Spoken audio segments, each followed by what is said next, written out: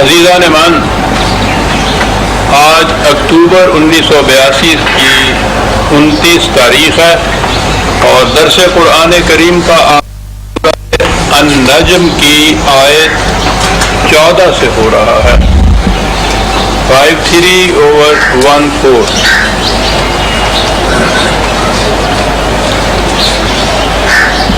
گزشتہ کئی درسوں میں یہی سورہ جلیلہ زیر نظر رہی ہے، اور آپ نے یہ دیکھا ہوگا کہ جیسا کہ میں نے شروع میں یہ کہا ہے کہ اس صورت میں نبوت کی خصوصیات کو بیان کیا گیا ہے۔ اسی اعتبار سے میں نے اس کا عنوان مقام محمدی یا مقام نبوت تجویز کیا تھا۔ دو لفظوں کی ایک آیت ہے، مضمون اتنا مشکل، ادق، عمیق اور بلیغ ہے کہ ذہن میں نہیں آ سکتا کہ اس کے لیے الفاظ کیا تجویز کیے جائے، لیکن یہ تو خدا کے تجویز کردہ الفاظ ہیں۔ ایک لفظ کے اندر آپ نے دیکھا ہوگا کہ معانی کے ذخائر پوشیدہ ہیں۔ بڑا مشکل موضوع ہے نبوت کی خصوصیات جو ماورائے عقل انسانی ہے، اسے انسانی الفاظ میں بیان کرنا خدا ہی کر سکتا تھا۔ اور پھر اعجاز قرآن کا یہ ہے کہ وہ ان الفاظ کے معانی خود سمجھا دیتا ہے۔ بیان ہوتا چلا آ رہا تھا،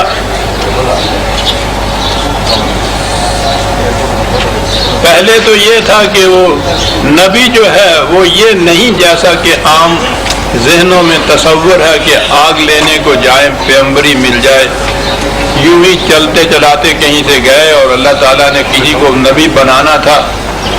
وہ جیسا کہ ہمارے ہاں کے بنے ہوئے نبی وہ کہتے تھے کہ میں نہ آتا تو کوئی اور ہی آیا ہوتا۔ یعنی ملاحظہ فرماؤ، یہ نبوت کی خصوصیت، اصطفاء، انتخاب، چن لینا۔ وہ تو ایک عظیم شخصیت ہوتی تھی۔ ختم نبوت نے بہرحال ہمیں اس شخصیت کے شرف حاصل کرنے سے تو محروم رکھا، لیکن بہرحال رسالت تو حضور کی قیامت تک ہے۔ فاستویٰ، پہلی چیز بیلنسڈ پرسنالٹی، بالافق الاعلیٰ، آسمان کی بلندیوں سے وہ علم لیتا ہے اور زمین پہ اتر کے اس کو عمل میں لاتا ہے۔ کیا بات ہے! انسانی دنیا کے حقائق کے ساتھ متمسک ہوتا ہے اور یوں ہی سطحی طور کے اوپر ان کے ساتھ نہیں کہ چھوٹا ہوا آگے نکل جائے، دراف فتح اللہ قریب ہوتا ہے، گہرائیوں میں اس کے ڈوب جاتا ہے۔ منصب یہ ہوتا ہے کہ خدا کا پروگرام جو ہے اس کے ہاتھوں سے وہ برومند ہوتا ہے، نافذ ہوتا ہے، کامیاب ہوتا ہے۔ خدا کا اور اس کا تعلق باہمی رفاقت کا ہوتا ہے، کعبہ کا حسین، اور وہاں اس مقام پہ پہنچ کے فَأَوْحَىٰ إِلَىٰ عَبْدِهِ مَا أَوْحَىٰ، جو کچھ خدا نے وحی کرنا ہوتا ہے اس مقام پر پہنچ کے وہ وحی کرتا ہے، اور وہ وحی خواب نہیں ہوتی، تخیل نہیں ہوتا کہ آنکھوں نے دیکھا ہے دل تصدیق نہیں کرتا، آنکھیں دیکھ رہی ہیں دل تصدیق کر رہا ہے۔ اور وہ کوئی ایک بار کی بات نہیں ہے کہ ہنگامی طور پر یہ ہو گیا اور اس کے بعد پھر ختم ہو گیا، جب آنکھ کھل گئی نہ زیاں تھا نہ سود تھا، وہ ایسی بات نہیں ہے۔ 23 سال تک مسلسل اور متواتر یہ ریپیٹ ہوتا چلا گیا، اسی نوعیتوں اور خاصیتوں، انفرادیتوں کو ساتھ لیے ہوئے تسلسل تھا اس کے اندر۔ ہنگامی طور پر یہ بات نہیں تھی کہ ایک چمک سی پیدا ہوئی ذہن انسانی میں۔ جینس میں یہ چیز ہوتی ہے کہ بعض اوقات وہ ایسی بات کہہ دیتا ہے کہ جس پہ عقل حیران ہو جاتی ہے، لیکن وہ کسی ایک وقت اتفاقی طور پہ ایسی صورت ہو جاتی ہے، تسلسل اس کے خیالات میں ایسا نہیں ہوتا۔ 23 سال کے عرصے میں اسی انداز، اسی اسلوب، اسی خاصیتوں کے ساتھ یہ پیغام چلا آ رہا ہے کہیں تضاد نہیں، کہیں تزاحم نہیں، کہیں اختلاف نہیں، کہیں اس کی سطح میں کہیں پستی یا بلندی نہیں، نشیب نہیں، فراز نہیں، یہ انداز چلا آ رہا ہے۔ اب اگلی آیت آئی ہمارے پاس، عندہ سدرۃ المنتہی۔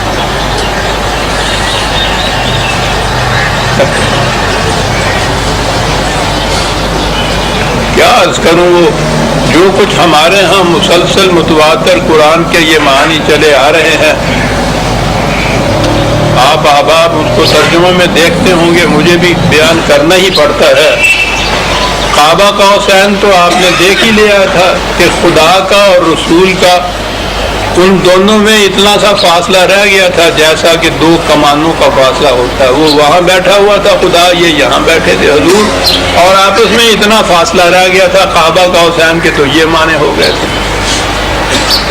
میں نے وہی عرض کیا تھا کہ علاوہ قطع نظر دیگر اعتراضات کے، یہ فاصلہ تو دو محسوس چیزوں کے اندر ماپا جاتا ہے۔ تو ایک طرف حضور تو تھے بجسد انصری، مان لیا جائے ان کے قول کے مطابق، وہ سامنے دوسری چیز جس سے فاصلہ ماپا جا رہا تھا وہ تو خدا تھا، تو وہ بھی ایک معصوم شے تھا جو فاصلہ ماپا جا رہا تھا، فاصلہ نہیں تھا۔ وہاں یہ معنی کیے گئے اس کے، تو میں نے عرض کیا تھا کہ اس کے معنی تو یعنی عربوں کی زبان میں سے میں یہ معنی لے رہا ہوں، معاذ اللہ کوئی مجھ پہ وہی نازل نہیں ہوتی عزیزان من، جو میں یہ بات کہتا ہوں۔ سندیں موجود ہیں، میرا لغات القرآن موجود ہے 4 جلدوں کے اندر، ہر لفظ کے معنی کی سند انہی کے لغات اور انہی کی توازیر سے دی ہے میں نے۔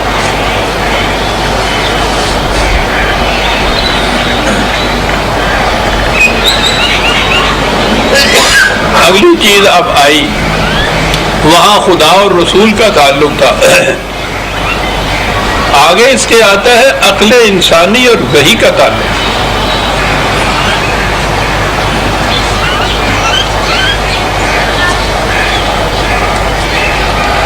وحی کے سلسلے میں ایک تو یہ ہے کہ وہ سرچشمہ علم وحی جہاں سے ملتی تھی، جہاں جس طریق سے وہ حاصل ہوتی تھی، یہ چیز تو ایک نبی ہی جان سکتا تھا، انسان اسے جان نہیں سکتا، عقل انسانی اسے نہیں جان سکتی کہ وہ طریق کیا تھا۔ لیکن وحی کا جو متن تھا، جو ٹیکسٹ تھا، جو دوسروں تک پہنچایا جاتا تھا، وہ علم انسانی، عقل انسانی، شعور انسانی، بصیرت، فکر، تدبر کی روح سے سمجھ میں آتا تھا۔ یعنی اس کا جو چشمہ ہے، کہاں سے ملتا ہے، کیسے ملتا ہے، کیا طریق ہے، وہاں تو عقل انسانی حیرت میں رہ جاتی، اور اس وحی کو سمجھا جا سکتا تھا، اور سمجھنے کے بعد اس پہ عمل کیا جا سکتا تھا۔ عمل کا نتیجہ یہ تھا کہ یہ زندگی بھی جنت کی زندگی بن جاتی تھی، اور اخروی زندگی تو جنت کی ہے ہی۔ یہ تھا جو موضوع نظر آتا، جہاں یہ کہا تھا فَأَوْحَىٰ إِلَىٰ عَبْدِهِ مَا أَوْحَىٰ، خدا نے وحی کیا اپنے بندے کی طرف جو کچھ کہ وحی اس کو کرنا تھا، یہ تو وحی کیا گیا، سارا قرآن وحی ہوا۔ وہی بات کہ وحی کا سرچشمہ یا طریق جو تھا یہ کیا تھا، اسے عقل انسانی نہیں جان پہچان سکتی۔ یہاں کھڑے ہونے کے بعد عقل کے حصے میں حیرت کے سوا کچھ نہیں آتا۔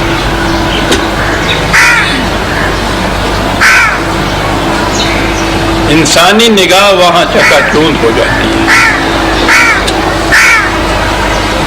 نہیں سمجھ سکتی، اس لیے کہ انسان کے نزدیک جو علم کے ذرائع ہیں وہ سارے ہی محسوس ذرائع ہیں، یا کسی استاد سے پڑھے گا، یا کسی کتاب سے پڑھے گا، یا کسی سے سنے گا، یا سوچے گا، خود اپنی فکر ہوگی، یہ ساری چیزیں محسوسات کی ہیں۔ وحی ایک ایسا علم ہے کہ جو اس صاحب وحی کی فکر کا نتیجہ نہیں، کسی استاد سے نہیں پڑھا، کسی کتاب میں نہیں پڑھا، کسی سے سنا نہیں ہے، براہ راست خارج سے آبجیکٹیولی وہ علم اس کو حاصل ہو رہا ہے جس علم کی مثال لانے سے ساری دنیا کے انسان عاجز اور قاصر رہ جاتے ہیں۔ یہ تو ایک عجیب قسم کا فنومینا تھا علم انسانی کا یہ ذریعہ جو ہے عقل انسانی کے بس کی بات نہیں ہے، وہ سمجھ نہیں سکتی کہ اس طریق سے علم کیسے حاصل ہو سکتا ہے۔ یہ وہ مقام ہے کہ جہاں عقل انسانی کے لیے تحیر کے سوا کوئی شے نہیں، حیرت کے سوا کوئی شے نہیں۔ اور عزیزان مان الفاظ ہیں عندہ سدرۃ المنتہا۔ ترجموں میں آپ تفسیروں میں دیکھیں گے تو لکھا ہوگا کہ وہاں ایک بیری کا درخت تھا اور بہت بڑا درخت تھا۔ معراج کی بات ہو رہی ہے نا اس آیت میں، خدا اور رسول کے درمیان دو کمانوں کا فاصلہ تھا اور وہاں ایک بیری کا درخت، یہ اس کی نشانی بتائی۔ میں کیا عرض کروں، عربوں کے ہاں گرمی کے موسم میں صحرا میں تنہا وہ کھڑا ہے سفر کرنے والا، سخت تمازت ہے، گلوں کی لپٹیں ہیں، شعلے اٹھ رہے ہیں صحرا سے دور دور تک۔ ہم نے تو کبھی صحرا میں گرمی دیکھی نہیں ہے، فضا ساری لپکتی کانپتی نظر آتی ہے، اس کے اندر لہریں اٹھتی نظر آتی ہیں، اس کے اندر ہوش گم ہو جاتا ہے، انسان کی آنکھ جو ہے عاجز آ جاتی، صاف دکھائی نہیں دیتا، چکا چوند ہو جاتی،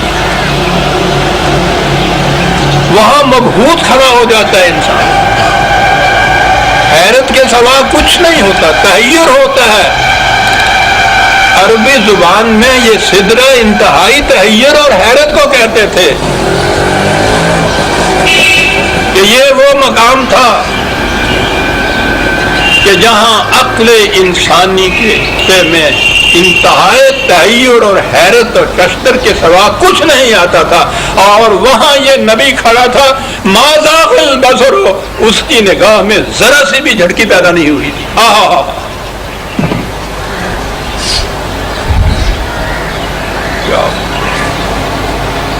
کیا عرض کروں، کیا کچھ کہہ جاتا ہے انسان۔ سدرہ بھی منتہا، حیرت انتہائی حیرت۔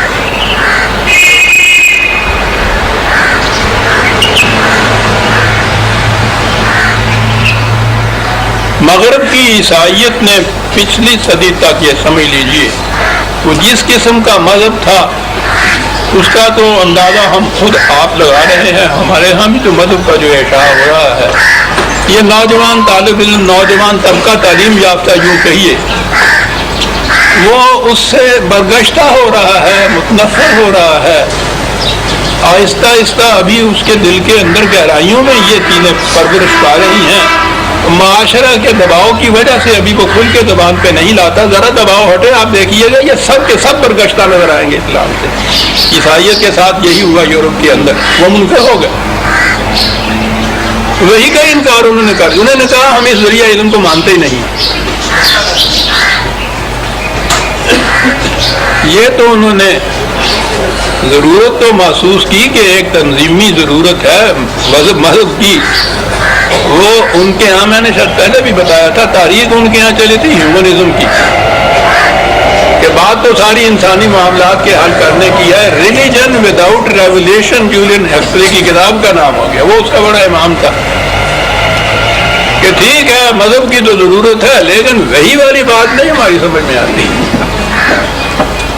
وہ خالص عقل کی روح سے یہ چاہتے تھے معاملات کا حل۔ وہ رد عمل تھا اس مذہب کا جو وہاں عیسائیت نے ان کے سامنے پیش کیا تھا۔ زیادہ عرصہ گزرنے نہیں پایا، ہماری اس صدی کے اندر انہی کے ہاں کے مذہب پرست طبقہ کا ذکر بھی میں کر رہا ہوں، بڑے بڑے سائنٹسٹ، بڑے بڑے فلاسفر، بڑے بڑے مورخ، وہ خود اس مقام پہ پہنچے ہیں کہ تنہا عقل انسانی کے ذریعے انسانی معاملات کا حل نہیں مل سکتا، اس کے لیے وحی کی ضرورت ہے۔ اتنا وقت تو نہیں میں تفصیل سے ان کے اقوال پیش کروں۔ یہ میری کتاب ہے، اس کا نام ہے انسان نے کیا سوچا۔ میری مشکل یہ ہے کہ جب بھی میں کبھی میں اور میری کی طرف آتا ہوں تو مجھ میں ایک طبعی انکسار ہوتا ہے، جی نہیں چاہتا کہ میں بات کروں، لیکن ضرورتاً یہ بات کہنی پڑتی ہے۔ عزیزان من، ہمارے اس دور کا جو میں اپنے جاہے کے وقت لکھوں گا وہ یہ بات ہوگی، سب سے بڑا نقصان یہ ہے، اور یہ مذہبی پیشوائیت نے خاص اسکیم کے ماتحت یہ کیا کہ یہ جو میں نے فکر قرآنی یا فکر اسلام دی تھی، اس کو انہوں نے شجرۃ الزقوم بنا کے ویٹ پینٹ اس طرح سے بنایا کہ کوئی اس کے قریب نہ آنے پڑے۔ بڑی محرومی ہے عزیزان من قوم کی، یہ نوجوان طبقہ اس وقت اسلام کو سینے سے لگائے ہوئے پھرتا اگر یہ چیزیں اس کو پڑھائی جاتی۔ اب تو سوال ہی نہیں اس کا پیدا ہو، قدامت پرستی اتنی مسلط ہو گئی ہے معاشرے کے اوپر کہ میں نہیں سمجھتا کہ اب اس کے بعد کتنی صدیاں درکار ہوں گی اس جنگ کو پھڑکنے کے لیے۔ لیکن بہرحال میری یہ باتیں جو ہیں، کیونکہ ایک ذریعہ ایسا ہے جس میں محفوظ رہ رہی ہیں، ممکن ہے آنے والا مورخ، آنے والا مفکر جو ہے اس تک یہ پہنچے، تو میں اس کے لیے یہ بات کہوں گا کہ اگر تعلیم کا سلسلہ شروع کرنا ہو آپ نے اسلام سمجھانے کے لیے، تو پوسٹ گریجویٹ جن کو اسٹوڈنٹس کہتے ہیں، انہیں سب سے پہلے یہ کتاب پڑھائیے، انسان نے کیا سوچا۔ میں نے اس میں کیا یہ ہے کہ ساکریٹس سے لے کے یونانی فلاسفر جو 2500 سال پہلے ہوئے ہیں، 2500 سال میں فکر انسانی نے جو کچھ کہا ہے، انسانی معاملات کے سلجھانے کے لیے فکر انسانی نے تنہا عقل کی ضرورت سے، اس کی پوری تاریخ اس کے اندر ہے، 2500 سال کے مفکرین کی فکر کی تاریخ، اور ایک ایک مفکر کی زبان سے یہ اعتراف موجود ہے کہ عقل انسانی معاملات کا حل دریافت نہیں کر سکتی۔ اس کتاب کے اندر یہ موجود ہے۔ اگر ابتدا اس سے کر دی جائے ایک نوجوان کی، ہمارے ہاں کے نوجوان پہ چونکہ تعلیمی مغرب کی آ رہی ہے، ہمارے ہاں اس کے ذہن کے اوپر بہت مسلط ہے مغرب کے مفکر و دانش، اگر انہی کی زبان سے یہ بات ان تک آ جائے کہ تنہا عقل انسانی کے بس کی یہ بات نہیں ہے، اس کے لیے وحی کی ضرورت ہے، تو وہ خود کھڑا ہو جائے گا یہ پوچھنے کے لیے کہ اب مجھے بتائیے کہ وحی اس معاملے میں کیا کہتا ہے، جہاں عقل عاجز آ گئی ہے، جہاں سدرۃ المنتہا ہے، مجھے بتائیے کہ اس کے آگے وحی کیا کہتی ہے۔ یہاں عقل کے لیے تحیر کے سوا کچھ نہیں ہے، تحیر والی بات آ گئی۔ یہ جو بات تھی کہ سدرۃ المنتہا کے معنی حیرت کی فراوانی ہے، تحیر کی انتہا ہے، اقبال نے یہ بات کہی، اقبال پہنچتا تھا ان چیزوں پہ۔ ایک دانش نورانی، ایک دانش برہانی، وہ وحی اور عقل کو دونوں کو دانش قرار دیتا ہے۔ کیا بات ہے صاحب، آئے دونوں ہی دانش، وحی کو قرآن نے خود بصیرت کہا، ایک دانش نورانی، وحی کی دانش، ایک دانش برہانی ہے، دانش برہانی حیرت کی فراوانی، اندہ سدرۃ المنتہا۔ یورپ کے مفکرین، میں نے عرض کیا ہے مفکرین میں سائنٹسٹ شامل ہیں جن کے متعلق ذہن میں آتا ہے کہ ان کو ان معاملات سے واسطہ ہی کچھ نہیں ہوتا، ان کی دنیا الگ ہوتی ہے۔ 2-3 میں اس وقت ریفرنسز آپ کو دینا چاہتا ہوں۔ یہ ہے انسان نے کیا سوچا، صفحہ ہے 418۔ سب سے پہلے میرے سامنے برگسان آتا ہے، بہت بڑا ایسا فلاسفر ارسطو، کتاب اس کی ہے، آخری عمر کی اس کی کتاب ہے، the two sources of religion and morality, two sources, وہی کا سورس۔ وہ کہتا ہے انسان تنہا عقل کی روشنی میں صحیح راہ پر چل ہی نہیں سکتا، عقل اسے کسی دوسرے راستے پر ڈال دے گی۔ عقل ایک خاص مقصد کے لیے پیدا کی گئی ہے، جب ہم اسے اس مقصد سے بلند مقاصد کی طرف لے جانا چاہتے ہیں تو وہ اس بلند سطح کے متعلق ممکنات کا سراغ دے سکے تو دے سکے، ورنہ وہ حقیقت کا پتہ کسی صورت میں نہیں دے سکتا۔ یورپ کا بلند ترین مفکر آئنسٹائن کا نام آپ نے سنا ہوگا۔ سائنس کی دنیا میں آج بھی بڑے بڑے سائنٹسٹ کا نام لیتے ہیں تو سر جھکا دیتے ہیں۔ اس کی بھی عمر کے آخری حصے میں جو اس نے کتاب کی out of my later days, آخری تصنیف تھی غالباً آئنسٹائن کی، یقیناً آخری تھی، وہ اس میں یہ چیز لکھتا ہے کہ ہم نے تلخ تجارب کے بعد یہ سیکھا ہے کہ معاشرتی زندگی کی گتھیاں تنہا عقل کی روح سے نہیں سلجھ سکتی، ان کے لیے اقدار کی ضرورت ہے، اور یہ اقدار تجربات کے بعد وضع نہیں کی جاتی۔ عقل کا طریق ایکسپیریمنٹل ہوتا ہے، تجربے کو کرتی ہے، ایک تجربہ کیا ناکام رہا، پھر دوسرا کیا، پھر وہ کہتا ہے کہ یہ اقدار تجربات کے بعد وضع نہیں کی جاتی، یہ مقتدر ہستیوں کی وساطت سے بذریعہ وحی ملتی، ان کی بنیادیں عقل پر نہیں ہوتی، لیکن وہ تجربہ کی کسوٹی پر بالکل پوری اترتی ہیں، اس لیے کہ صداقت کہتے ہی اسے ہیں جو تجربے سے درست ثابت ہو۔ پریگمیٹک ٹیسٹ اس کے لیے۔ اس طرح یہ لوگ سمجھے تھے وحی کی ماہیت، کہ سرچشمہ وحی کا جو ہے وہ تو عقل کی روح سے نہیں سمجھ میں آتا، نہ یہ ایکسپیریمنٹس کی پیدا کردہ اقدار ہوتی ہیں، مقتدر ہستیوں کے ذریعے ملتی ہیں۔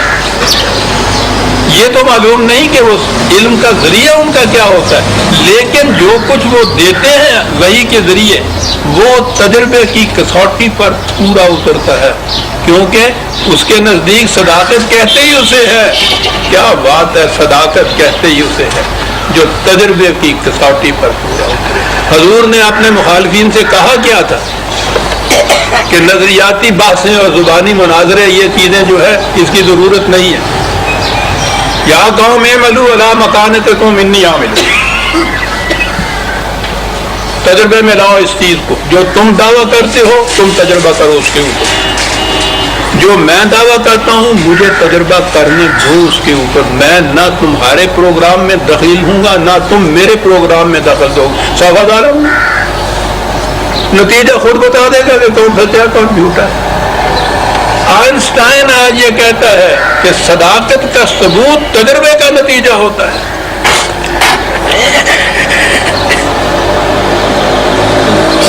جورج کہتا ہے کہ وہی اپنی سند آپ ہوتی ہے، اس سے یہ سند اگر مانگے تو وہ بتائے کیسے کہ مجھے خدا نے کہا۔ کیا بات ہے صاحب ان لوگوں کی، فکر انسانی اس طرح سے حقیقت تک پہنچاتی ہے اگر صحیح روشنی میں اس سے کام لیا جائے۔ یہ اپنی سند آپ ہوتی ہے، اس کے لیے ہم کوئی دلیل پیش نہیں کر سکتے کہ یہ کیسے ملتی ہے، اس لیے کہ یہ استدلالی طریق کا نتیجہ ہوتی نہیں ہے، لاجک کا یا ریشنلزم کا، یہ لاجک کا کے ذریعے سے حاصل کردہ علم نہیں ہوتا ہے۔ یہ ہو سکتا ہے کہ ہم بعد میں وحی کی تائید میں عقلی دلائل پیش کر دیں۔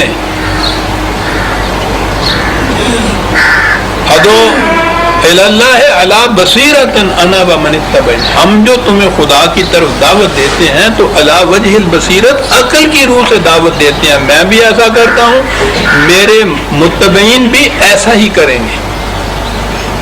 یہ ہو سکتا ہے کہ ہم بعد میں وحی کی تائید میں عقلی دلائل پیش کر دیں، لیکن جس طریق سے وحی حاصل ہوتی ہے وہ استدلالی نہیں ہوتا۔ عزیزان من، یورپ کا ایک مورخ یہ وحی کے متعلق یہ چیز آپ سے یہ کہہ رہا ہے، جو قرآن 1400 سال پیشتر جس نے یہ بات کہی کہ یہ ملتی کس طرح ہے، اس طریق کا تو آپ کو پتہ نہیں. وہاں پہنچ کے اگر آپ دریافت کرنا چاہیں گے، قریب کرنا چاہیں گے، تلاش کرنا چاہیں گے تو یہ سدرۃ المنتہا کا مقام ہے. عقل کے حصے میں وہاں تحیر کے سوا کچھ نہیں آئے گا، نہیں معلوم ہو سکے گا. جس طریق سے وہی حاصل ہوتی ہے وہ استدلالی نہیں ہوتی. اور فرمایا آپ نے، میں وقت کی تنگی کی وجہ سے انہی پر اکتفا کرتا ہوں.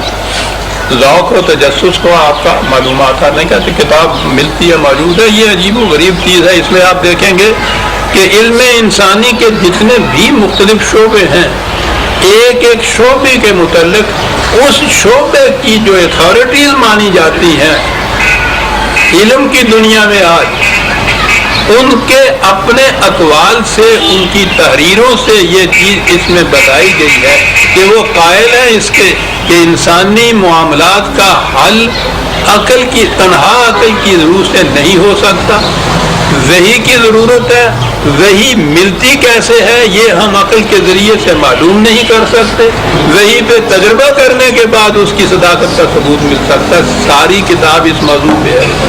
2500 سال کی فکر کی داستان ہے. عند سدرۃ المنتہا. میں جو عرض کیا کرتا ہوں کہ یہ قرآن آپ کو مروجہ ترجموں سے سمجھ میں نہیں آئے گا. ترجموں کے اوپر یہ تفسیریں مبنی. آپ فرمائیے کہ جہاں یہ بتایا جائے کہ حضور تشریف لے گئے عرش معلیٰ پہ، وہاں اللہ تعالیٰ سامنے تھے، ادھر حضور بیٹھے تھے، درمیان میں فاصلہ دونوں کا 2 کمانوں کا تھا، اور اس مقام پر ایک بیری کا بہت بڑا درخت تھا. آپ سوچئے، میں نہیں تنقید کچھ کرتا، آپ سوچئے، پوچھئے ایک نوجوان سے کہ یہ کچھ جو اسے بتایا جائے اور یہاں پہنچنے کے بعد وہی ہوتی تھی، وہ جو آمنے سامنے بیٹھے ہوئے تھے، وہ نوجوان کیا کہے گا اس کے متعلق؟ خدا نہ کردہ یہ نہیں کہ میں کوئی غلط بات پیش کر کے اس کی کنوکشن یا اس کا اطمینان چاہتا ہوں. میں تو یہ کہہ رہا ہوں کہ وہ قرآن کو قرآن کی روح سے پیش کیجئے اور پھر اسے پوچھئے، پھر وہ بتائے گا کہ سدرۃ المنتہا جو کہا ہے قرآن میں، حیرت کی فراوان، تحیر کی فراوان، نگاہ میں خیرگی پیدا ہو جائے وہاں. اور وہ میں نے عرض کیا نا کہ یہ زبان عربوں کی عجیب و غریب تھی. وہ جو محسوس مشاہدات تھے ان سے کچھ نتیجہ اخذ کر کے ایک لفظ اس کے لیے قائم کیا کرتے تھے. اب یہ جو منظر ہے کہ سخت گرمی کا موسم، صحرا کے کنارے پہ مسافر کھڑا ہے، دوپہر کا وقت ہے، چل چلاتی دھوپ ہے، لہریں اٹھ رہی ہیں، شعلے اٹھ رہے ہیں تمازج کے، گرمی کے، آفتاب کے، دور دور تک صحرا کی ریت ہی ریت ہے. وہاں انسان کی آنکھ پہ جو بیتتی ہے، جو گزرتی ہے، اسے وہ سدرہ کہتے ہیں. ایسے شخص کو صادر کہتے ہیں جس کی یہ کیفیت پیدا ہو جائے. یہ جو کیفیت ہے، اب قرآن آپ دیکھیے ان کی زبان میں نازل ہوا ہے. حیرت کے لیے اور بھی 20 الفاظ ہوں گے ان کے ہاں، اور ہیں. وہ تو اتنی وسیع زبان ہے، ایک ایک لفظ کے لیے ہزاروں الفاظ ایک ایک شے کے لیے ان کے پاس ہوتے تھے، اور بھی ہو سکتے تھے. قرآن نے یہ چیز چن سنی کہ ان میں سے ہر شخص جانتا تھا کہ ایسے مقام پہ انسانی نگاہ پہ کیا بیتتی ہے اور وہ کیسے ہو. ایسے صحراؤں کے اندر یہ چھوٹے چھوٹے جھڑ بیری کے درخت بھی ہوتے ہیں، یہ چھوٹے چھوٹے پودے وہاں یہ بھی ہوتے ہیں. لغت میں یہ بھی ہے کہ ایسے مقام پر کوئی اور درخت اس قسم کا نہیں، جھڑ بیریوں کے درخت ایسے صحرا کے اندر کہیں نظر آتے. اب انہوں نے وہ مانے تو دے دی کہ وہاں بیری کا درخت ہے، اور عرب جس معنی کے اندر یہ سدرہ یا صادرتن استعمال کرتے تھے ان کے لغت کے اندر موجود ہے. میں نے یہ میرے لغت کی کتاب ہے، اس میں دیکھیے میں نے اس کی ساری ریفرنسز دی ہوئی. بلند ترین لغویین جو اہل یہ لغت کے مصنف کتابیں ہیں، انہوں نے کہا ہے کہ بنیادی طور پر اس لفظ کے معنی حیرت اور اضطراب کے۔ ایک منٹ،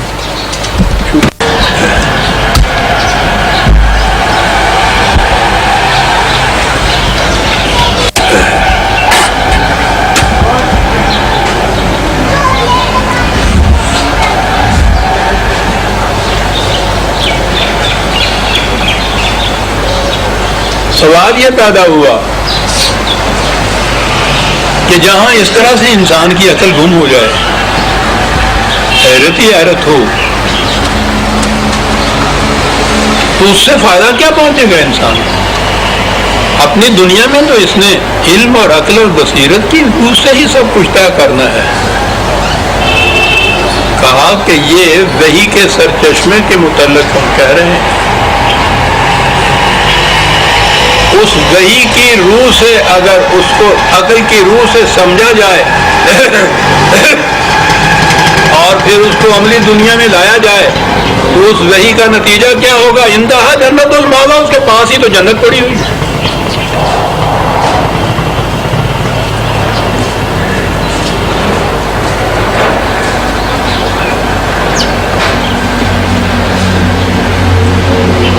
عقل کی وارفتگی اس مقام پر ایک دیوانے کا خواب نہیں ہوتا نہ عملی دنیا میں لاؤ۔ ہم کہا، ہم نے تو بتایا یہ ہے کہ سرچشمہ اور جو طریق ہے اس کے متعلق تم نہیں سمجھ سکتے وہی کو، تو وہی کی روح سے تو ساری آپ کی دنیا، آپ کی کائنات، آپ کا نظام، آپ کی زندگی، اس نے تو اسی کے روح سے مرتب ہونا ہے۔ وہ سب کچھ ہوگا عقل کی روح سے ہوگا، علم کی روح سے ہوگا۔ اس وحی کے مطابق یہ کچھ کرو گے تو وہ اس کے بعد لگے انتہا جنت الماوا، جنت ہے نہایت آرام کا رہنے کا ٹھکانہ۔ بات دوسری طرف نکل جائے گی، جنت کی خصوصیت کیا ہے؟ لا خوف علیہم ولا هم یحزنون، اس میں کسی کو کسی قسم کا خوف نہیں ہوگا، حزن نہیں ہوگا، دل کی افسردگی نہیں ہوگی، خطرہ کوئی نہیں ہوگا، خوف نہیں ہوگا۔ جنت الماوا اذ یکشا سدرۃ ما یکشا، جہاں حیرت ہی حیرت، تحیر ہی تحیر چھایا ہوا تھا، محیط تھا۔ کیا بات ہے اس منظر کی! قرآن کو اگر اس نقطۂ نگاہ سے بھی دیکھا جسے محاکاتی انداز کہتے ہیں کہ وہ تناظر کس قسم کے پیش کرتا ہے، وہ سدرۃ المنتہا کہہ دیا، وہی ایک بڑی چیز تھی، انتہائی درجے کی، اس کا تحیر کہا نہیں اور آگے بات کر اور آپ دیکھیے گا اگلا لفظ جب آئے گا تو پھر نظر آئے گا کہ مقام نبوت کتنا ابھر کر سامنے آتا ہے۔ اذ یکشا سدرۃ ما یکشا، جہاں تحیر حیرت چھائی ہوئی تھی چاروں طرف سے، ہر طرف سے حیرت ہی حیرت تھی، اس مقام کے اوپر صحرا کا اس مسافر جو ہے جس کی آنکھ وہاں کچھ نہیں دیکھ سکتی تھی، جو چھلاوے دیکھتی تھی، ایلیوژنز دیکھتی تھی، حقیقت میں کچھ نظر نہیں وہاں آتا تھا، اس مقام پہ کھڑے ہوئے نبی کی کیفیت ما زاغ البصر، اس کی آنکھ اپنے نقطے سے ذرا ادھر ادھر نہیں ہٹی۔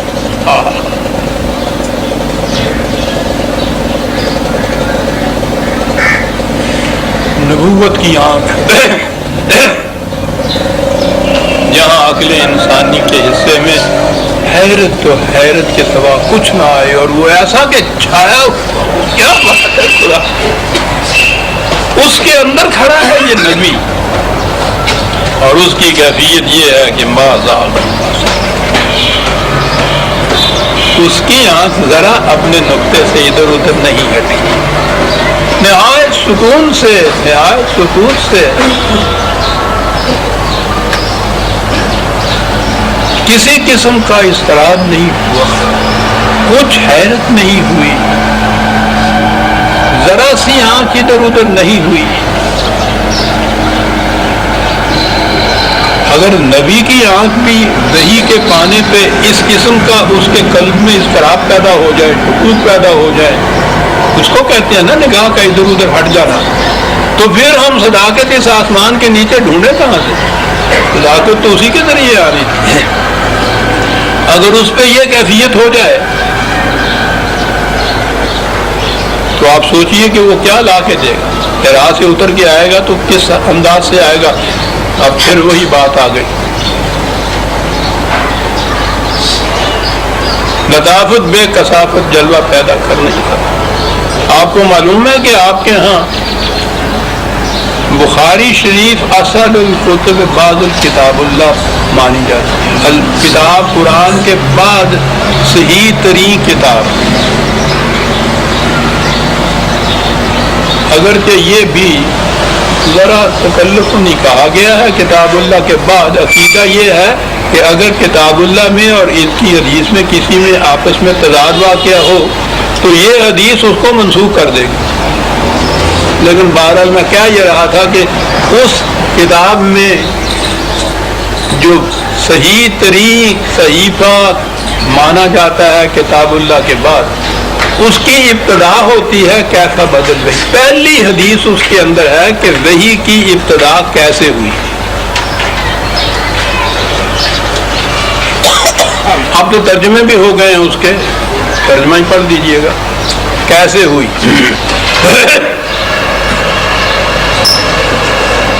بات سنانی پڑے گی کیونکہ ما زاغ البصر کی اہمیت سمجھ میں نہیں آئے گی جب تک یہ سامنے بات نہ آئے کہ ہمارے ہاں کس طرح سے وحی کی ابتدا ہوتی ہے۔ وہاں یہ ہے کہ سدرۃ المنتہا کے مقام پہ جہاں ہر طرف حیرت ہی حیرت چھائی ہوئی تھی، نبوت کی آنکھ ذرا گھبرائی نہیں ہے۔ یہاں کہا جا رہا ہے پہلے تو کہ حضور کی عادت ہو گئی تھی کہ وہ کچھ دنوں کے لیے کھانے پینے کا سامان ستو اور پانی ہوتا تھا یہ لے کر اور جبل نور میں غار حرا میں آپ تشریف لے جاتے تھے، کئی دن وہاں رہا کرتے تھے۔ نظر آ رہا ہے کہ یہ بعد میں جب تصوف ہمارے یہاں آیا تو تصوف میں صوفیہ میں تو چلے اسی طرح سے کاٹے جاتے ہیں نا، ہم سے پوچھئے کیسے کاٹے جاتے ہیں۔ غاروں میں جا کر تھوڑے سے ستو اور پانی لیا تو وہاں جا کے گویا انہوں نے یہ کہا جیسے رسول بھی چلے کاٹا کرتے تھے، اور پھر آگے جب یہ کہا کہ اس کے بعد وہاں وحی ہوئی تو انہوں نے سند پیش کر دی اپنے کشف الہام کی کہ یہی طریق نبوت ہے، یہی ہمارا طریق ہوتا ہے۔ ان کو وحی ملی، ہمیں الہام ہو۔ تو یہ وضع کر لی یہ بات کہ نبی کو بھی اس طرح سے وحی ملی تھی، آپ بھی اس طرح ریاستیں کیا کرتے تھے غیر و غاروں میں جا کر، اندازہ لگائیے۔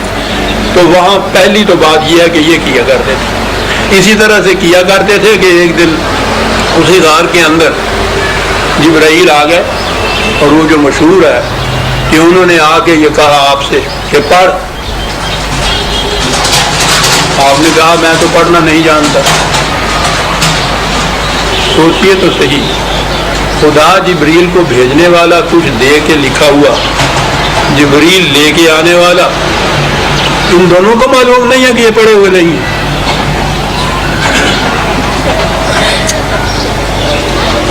ان کے سامنے وہ رکھا اور ان سے کہا کہ پڑھ اقرا۔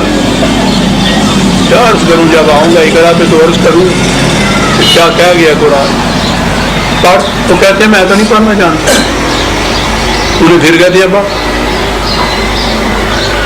میں جانتا ہی نہیں پڑھنا تو پھر 10 دفعہ کہو کہ تم میں کیا پڑھنا سیکھ لوں۔ بہرحال جبریل نے گلے سے لگایا، بھیجا اور ساری تعلیم حاصل ہو گئی۔ چلو پہلی وہی مل رہی ہے۔ اس کے بعد ہے جو بات میں کہنا چاہتا ہوں، وہاں سے آپ سخت اضطراب کے آب العالم میں گھبرائے ہوئے چلے آ رہے ہیں، سہرے ہوئے ہیں، کانپ رہے ہیں، گھر میں آئے ہیں، بیوی سے کہہ رہے ہیں مجھ پہ لحاف اڑاؤ جلدی سے، مجھے بڑی سردی لگ رہی ہے، مجھے بڑا ڈر لگ رہا ہے۔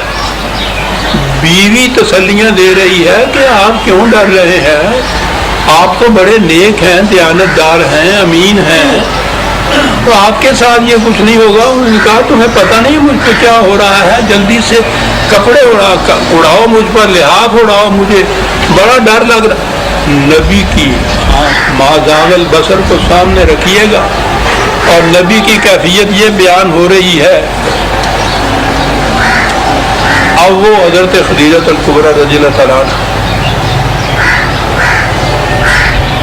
انہیں یہی چیز ان کو سوچی کہ ان کا چچا کا ایک بیٹا تھا عیسائی ہو گیا ورقہ بن نوفل، اور بہت ضعیف اس زمانے میں ہو گیا تھا اور بڑا عالم تھا عیسائیوں کا، عبرانی کی تورات لکھا کرتا تھا، انجیل لکھا کرتا تھا، گویا ایک عیسائی عالم تھا۔ اب اور تو انہیں کوئی سوجی نہیں، وہ آپ کو اس کے پاس لے گئے ورقہ، وہاں جا کے آپ نے یہ قصہ سنایا تو ورقہ نے کہا کہ آپ یہ ڈر رہے ہیں، سہم رہے ہیں، یہ تو وہی جبریل ہے جو پہلے نبیوں پہ آیا کرتا تھا، تم تو نبی ہونے والے ہو۔ اچھا جی، معاذ اللہ معاذ اللہ، وہ عیسائی عالم یہ بتا، میں نے کہا ہے نا کہ یہودیوں اور عیسائیوں نے وہ کچھ ہمارے ساتھ کیا ہے۔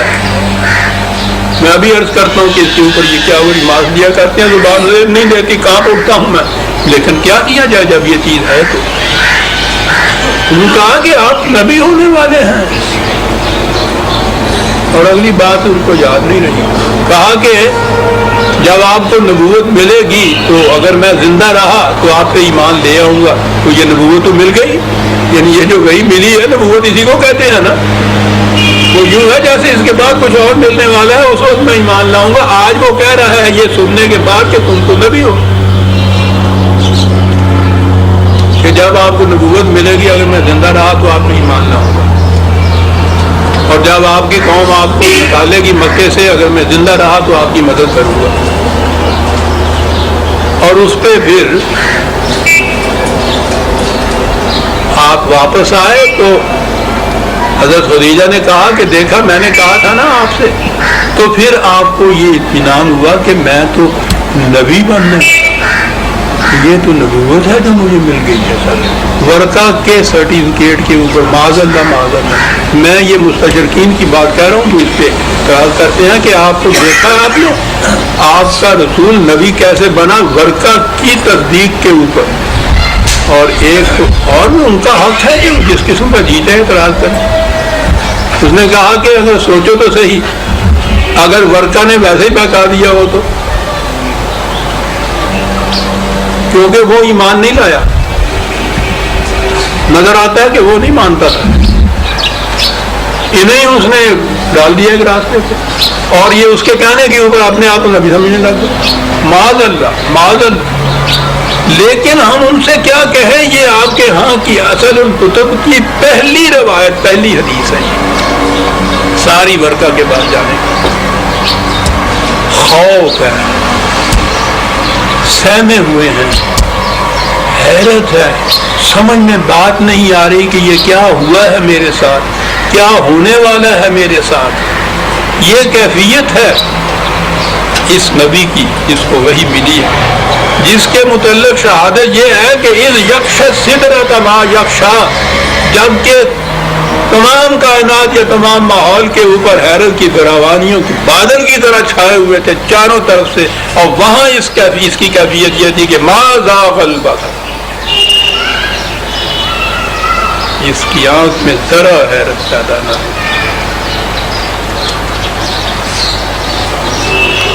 آپ اور فرما رہے ہیں کہ قرآن بات کیا کیا، یہاں عقل انسانی کی یہ کیفیت ہو جائے، وہاں نبوت پانے والا جو ہے اس کی کیفیت یہ ہوتی ہے کہ اس کی آنکھ نہ ذرا بہکتی ہے نہ اپنے نقطۂ ماسکہ سے ذرا ادھر ادھر ہٹتی ہے۔ ذرا کے معنی ہوتا ہے ذرا ادھر ادھر ہٹ جانا کسی چیز کا۔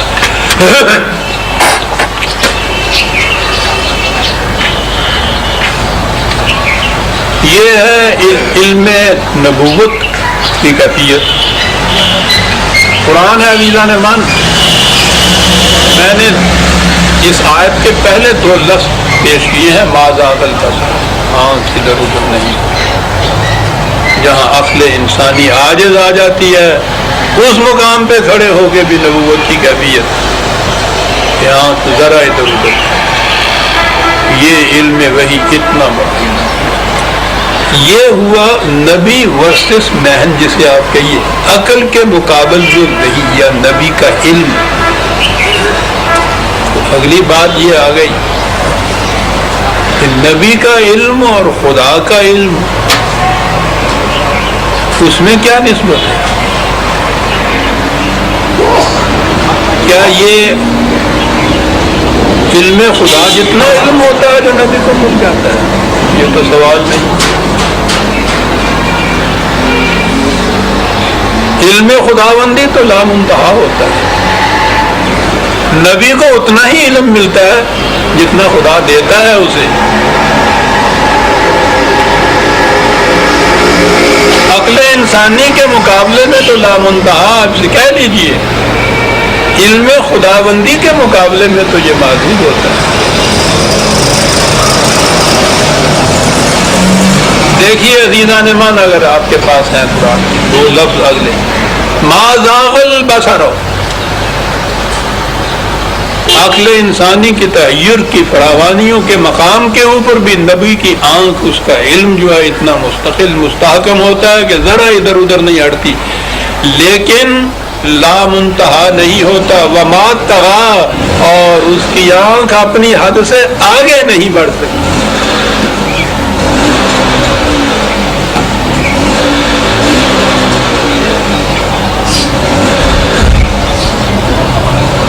استدلالی علم یا انسان کا اپنی فکر سے حاصل کردہ علم جو ہے، جسے عقل کہا جاتا ہے یا علم، اس کے مقابل میں تو وہی لامحدود ہے،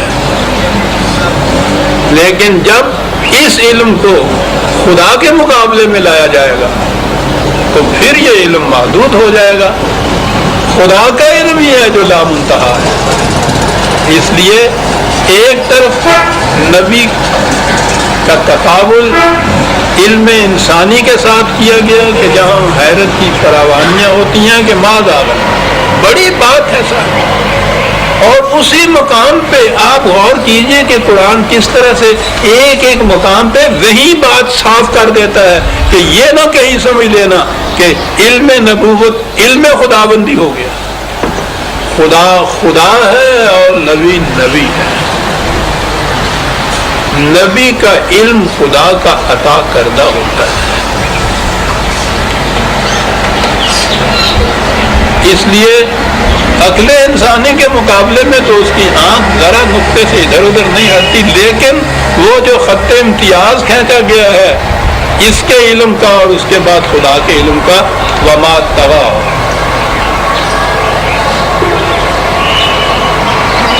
تجاوز نہیں کیا اس نے اپنی حد سے۔ اب اس میں مقام نبوت کو ادھر سے واضح کیا وحی کی روح سے، ادھر واضح کیا انسانیت کی روح سے۔ جب یہ خدا نہیں ہو سکا تو بہرحال انا بشر مثلکم، میں تمہاری جیسا انسان ہوں، یوحیٰ الیہ، اور وحی ہوتی ہے مجھے، وہ ہے میرا علم جو تم سے زیادہ ہے، جو تمہیں حاصل نہیں ہو سکتا۔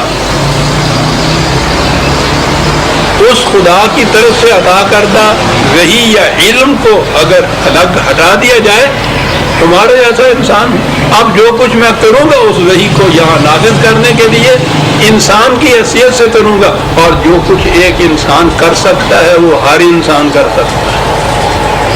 وحی تو نہیں مل سکتی حضور کے بعد کسی کو، ختم ہو۔ وحی پر عمل کرنے سے جو نظام قائم کیا جانا مقصود ہے، جو حضور نے کیا ہے، کیونکہ وہ بشریت کی حیثیت سے کیا ہے حضور نے، اس لیے a man can do what a man has done. اور یہی بات ہے کہ حضور کی رسالت اور قرآن کی یہ تعلیم ساری قیامت تک کے لیے ممکن العمل ہے۔ یہ اب یہ بات جب ان سے کہیے کہ صاحب وہ آپ بھی کچھ کام کیجئے، کہنے لگے لو صاحب ہم کام کریں، بندہ بشر، ہم کیا کر سکتے ہیں؟ انہوں نے لکھ کے دے دیا کہ جی میں نام نہیں لیتا، یہ جو ہمارے ہاں بہت زیادہ مدعی تھے اقامت دین کے، انہوں نے یہ بات کہا کہ صاحب ہم میں اب ابو بکر صدیق اور عمر نہیں پیدا ہو سکتے، چلیے اس کا ختم، تو یہ کہے کے لیے قیامت تک کے لیے رکھا ہوا ہے اس کو، مردوں کی روحوں کو بخشوانے کے لیے۔ زندہ انسانوں کے ساتھ یہ تعلق نہیں کہ ہمیں تو وہ پیدا ہی نہیں ہو سکتے، معاملہ ختم۔ وہی ادھر بند ہو گئی، وہی پر عمل کرنے والے جو انسان تھے اس کے بعد وہ پیدا نہیں ہو سکتے، اس کے بعد پوجا کیجیے۔ علم نبوت کے متعلق عقل کے مقابلے میں یہ کیفیت، خدا کے علم کے مقابلے میں یہ کیفیت، اور بشریت ساتھ ساتھ رسول اعلان کیے چلا جا رہا ہے کہ اس پر عمل کرنا جو ہے وہ انسانوں کے لیے۔ اسی لیے قرآن نے یہ کہہ دیا کہ کل کو اگر وما محمد الا رسول قد خلت من قبلہ، کیا بات کہ سن رکھو محمد بجوزین ہے اس کے خدا کا ایک ساتھ بھیجا ہوا رسول ہے، اس سے پہلے اس قسم کے رسول کئی آئے اور اپنا اپنا پروگرام پورا کر کے چلے گئے۔ کل کو اگر اس کو بھی موت آ جائے یا قتل ہی کر دیا جائے تو تم یہ کہو گے کہ بس یہ معاملہ تو اس شخص کے ساتھ تھا، یہ چلا گیا، معاملہ ختم ہو گیا، تو کیا تم پھر اپنے پچھلے پاؤں لوٹ جاؤ گے؟ آج یہ کہنے والے جو ہیں کہ صاحب نبوت تو ختم ہو گئی، اور اس کے بعد بھی جو اس کو قائم کرنے والے حضور کے رفقا تھے صدیق اور عمر رضی اللہ تعالیٰ عنہ، تو وہ ان جیسے پیدا ہی نہیں ہو سکتے، تو جو معاملہ تو ختم ہو گیا پھر تو وہی بات ہوگی جو قرآن نے کہی تھی کہ اس کے بعد تم یہ کہو گے کہ اب تو کوئی اس کو قائم ہی نہیں کر سکتا، تو اس لیے ہم اپنے نظام کوہن کی طرف لوٹ جائیں، تو کیا یہ کرو گے؟ اس کے بعد یہ ہے کہ یہ کرو گے تو اپنا ہی نقصان کچھ کرو گے، خدا کا کچھ نہیں بگاڑ ماتا۔ یہ سارا کچھ عزیزہ نے چند منٹ باقی رہا ہے، یہ کاہے کے لیے سب کچھ کیا، اس مقام کے اوپر نبی کا پہنچنا، اس قسم کا علم حاصل ہونا، یہ کیفیت وحی کی ہونا، یہ سارا کچھ کاہے کے لیے؟ لقد رأى من آیات ربہ الکبریٰ، یہ سب اس لیے ہوا۔ اب اس کا بھی معنی ہو کہ خدا کی بلند ترین آیات جو ہے اس کو وہ دیکھے۔ اس کے بعد معراج کی تفسیر میں تو یہ ہو گیا نا کہ اس کے بعد پھر آپ جنت کی طرف گئے، وہ جنت کی تفاصیل دیکھی، پھر جہنم کی طرف گئے، وہاں دیکھا سب کچھ، دیکھ رہی ہیں کیا دیکھا جہنم میں، یہ حدیث ہے حضور نے فرمایا کہ جہنم میں میں نے دیکھا تو اکثریت اور چلو پوچھے کہ کرو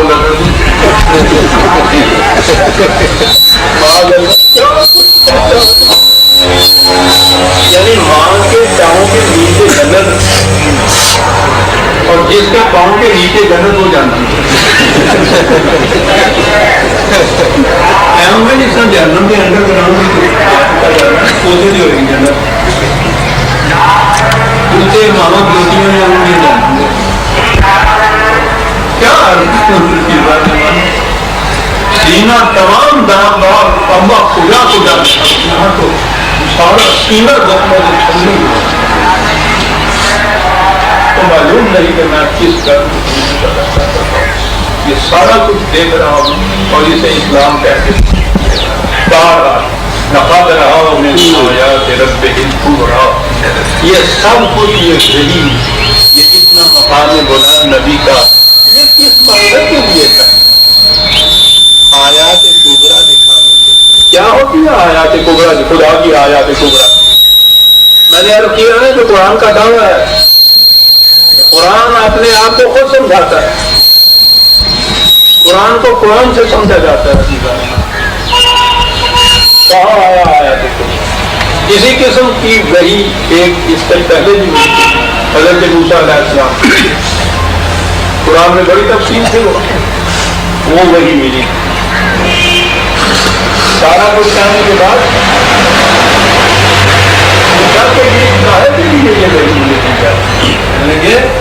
سنیے، یہ ہے 20/23 لِنُرِيَكَ مِنْ آيَاتِنَا الْكُبْرَى، یہ سب اسی لیے کیا جاتا ہے کہ تمہیں ہماری جو بلند ترین نشانیاں ہیں وہ دکھائی جائیں۔ وہ کیا تھی نشانیاں جو دکھائی جائیں؟ یہ تو ابھی تک پھر نظری بات رہی، ذہنی بات رہی، قیاسی بات رہی کہ ہم اپنے ذہن میں فیصلہ کر دیں، وہ ذہن سے فیصلہ نہیں کرنے دیتا۔ کہتا آیات کبریٰ کہاں دیکھی جائیں گی، کہاں دکھائی جائیں گی؟ اذهب إلى فرعون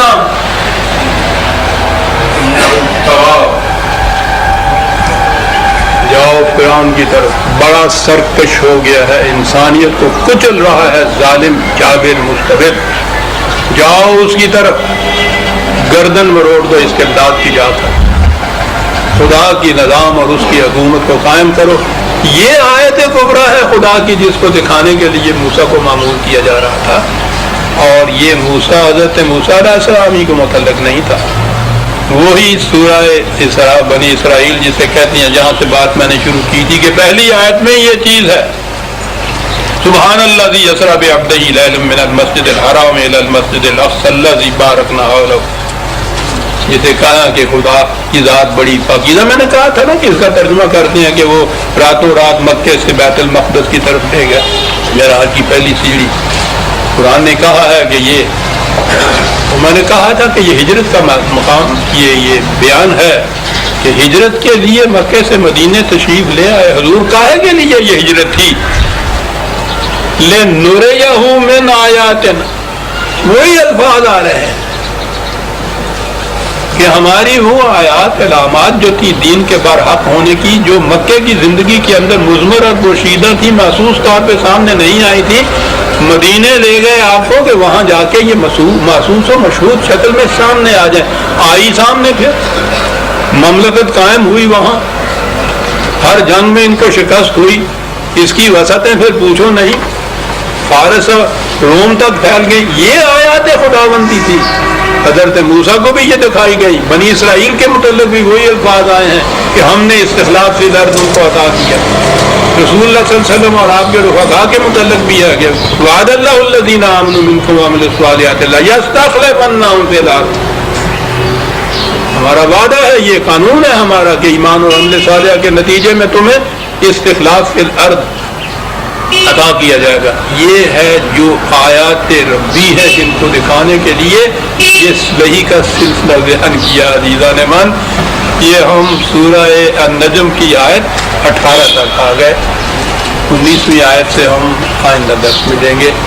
ربنا تقبل منا انک انت السمیع العلیم۔